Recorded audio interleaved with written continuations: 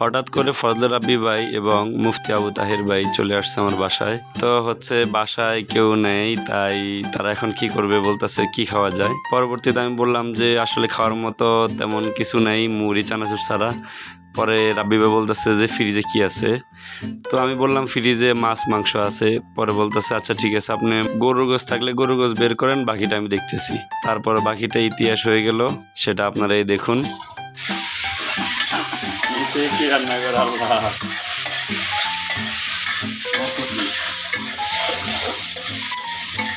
সেই বাবুর্চি ভাই রে ভাই।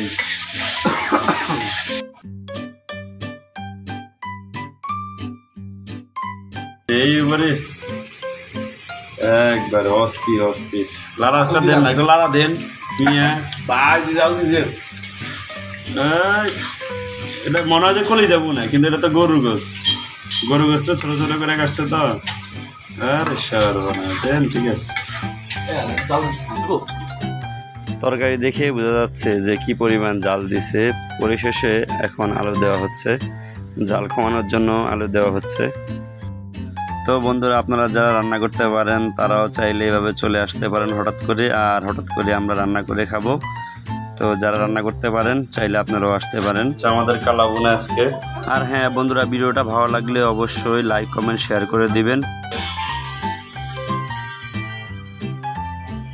এই যে রাব্বি ভাইয়ের স্পেশাল রান্না। রাব্বি ভাই, এই আমাদের স্পেশাল রান্না কালাভুনা। এটা রাব্বি ভাই রান্না করছে। এটা আজকে কালাভুনা রাব্বি ভাই রান্না করছে। আমি অনেক খাই নাই ভাই, ঠিক আছে। আল্লাহ রে আল্লাহ, বাইরে ভাই যে পরিমাণ জাল দিছে, নাকে মুখে চোখ দিয়ে পানি বের হচ্ছে। যদিও রাব্বি ভাই রান্না করে সে নিজেও খেতে পারছে না জালের জন্য।